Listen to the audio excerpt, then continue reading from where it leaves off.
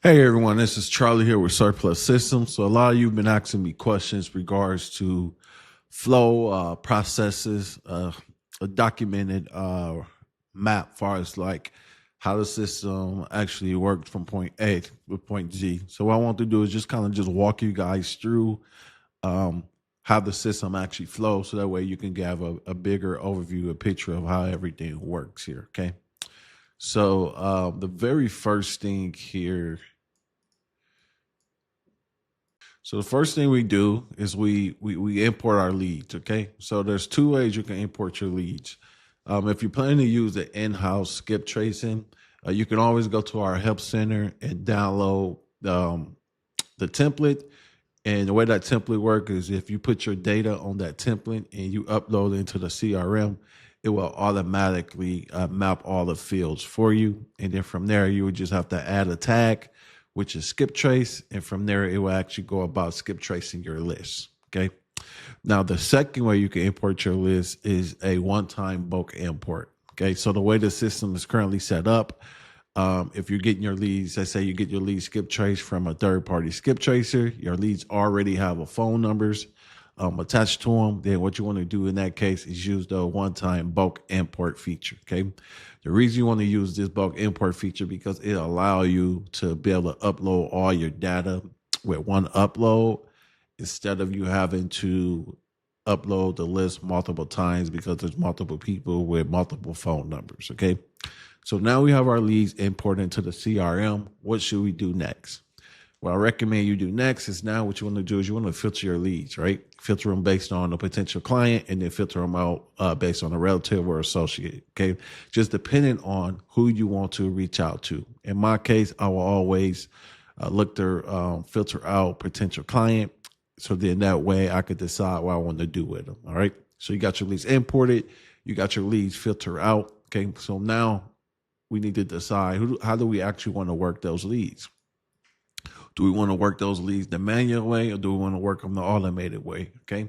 If you're someone that's not ready for automation and you want to do things the manual way, then in that case, what you do there is you will click and open the lead and then you will manually call, you manually text, and you get manual email, you manual document the account, and then you'll also manual select your lead status. Okay. Once you reach out to that lead, and you decide, you know what, I wasn't successful and I want to work the other contacts that's linked to that foreclosed property address, then you want to scroll down and then you'll see an option that says related contacts. And that's where you choose that related contacts. And then you'll be able to see everyone that's linked to that foreclosed property address. So that way you can work the list from top to bottom. Okay. That's how you go about working your leads manually inside of the CRM. Now, if you want to put some gasoline on the fire, then what you could do is you can make that lead to the automated outreach. All right. So now when we talk about automated outreach, there's so many different ways we could do the automated outreach. So in my case, there's two options here. Okay. You could decide if you want to do the text first or you want to do the cold call first. If you want to do text first, the only thing you're going to do is you can select your leads and then you're going to enroll them to the SMS outreach campaign. Okay. Once that happens, then the system is going to set up for your leads to be sent out text messages. Okay. Now, if you want to do the other option where you call first, what that does is enroll those leads into the 3-round system. And what the 3-round system is, it allows you to call, text, email, and it's automated, right? So it will go through round 1. If you get no answer after a little bit, it will automatically take the lead to round 2, vice versa, right? So that's the 3-round system, right? So as you can see, if call is not answered, system automatically updates your pipeline. It logs the notes for you and it triggers the next action. So that way you can focus on reaching the next lead instead of you stopping it and manually having to document, which is wasting time. If you look at it, the time actually compound on itself if you're doing it that way. Okay. So when you're looking to use automation, these are your two options when it comes to automation. Okay. Do you want to start with a text blast first or do you want to use the cold calling 3-round system? Okay. Now, what happens once you put leads through the machine?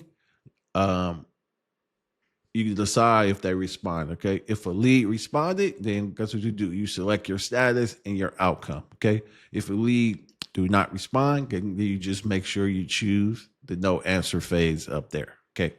Now, a couple of things here. When a lead responds, there's kind of three things that happen, right? They ready to move forward. Maybe they on the fence, or maybe they just not interested, right? If it's outside these three things, then we just automatically put them on a do not call, right? Because it doesn't make sense. Okay. Now let's talk about if someone is on the fence. If someone's on the fence, then what you could do is you could put them on our follow-up campaign, which is a year long, where we touch base with them because maybe they're just not ready right now. Maybe that's a bad time for you to be having a conversation with them, but we still want to stay top of mind. So that way, when they are ready to go, oh man, you know what? That company been touching base with me constantly. Let me reach back out to them. Okay. The beautiful thing about this is there's no manual follow-up. So you don't need to create tasks and be like, okay, I need to follow back up with this person this time, right? The system's going to do it automatically for you, okay? The other one is if they come back and they say, hey, not interested. Not interested doesn't mean they don't want to do business. Maybe it's just not the right time. So guess what? We also enroll them on the long-term drip campaign, right?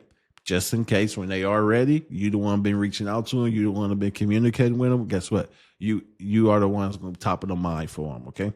Now, what happens when you say get someone, they say, hey, you know what? I'm ready to move forward.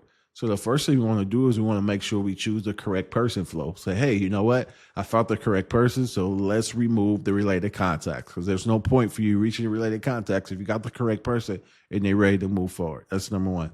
Second thing here is we want to change the lead status to send fee agreement, right? Once you got the lead statuses and you choose send fee agreement, the system automatically will send a contract out for you, and the system's automatically going to follow up with that lead. Okay. As you can see, if the fee agreement is received, then they automatically enroll in our weekly touch base campaign. What that means is the system will follow up with them once a week via text, via emails, just let them know like, hey, we're still currently working on your case. Just want to keep you in the loop. Okay. If you need anything, just let us know. Instead of you manually have to follow on a week-to-week basis to keep them in the loop, we built the system so it does it for you automatically, okay? And as you can see here, this removes the need for you to check in manually so you can continue focus on filling that pipeline. Now, if you send a fee agreement and they don't respond, then we have system and automation in place so that way it constantly follow up, reminding them, hey, get the fee agreement, get the fee agreement, get the fee agreement. Okay. But once you do get the fee agreement, then from there, what you can do then is you can print off your other documentation, send it to your mobile notary, whatever. But what I recommend is getting the fee agreement signed electronically right through the CRM, right? So this is the flow of how everything is operating, how everything works inside of the system to give you guys a 10,000 overview foot on what it actually looks like. All right.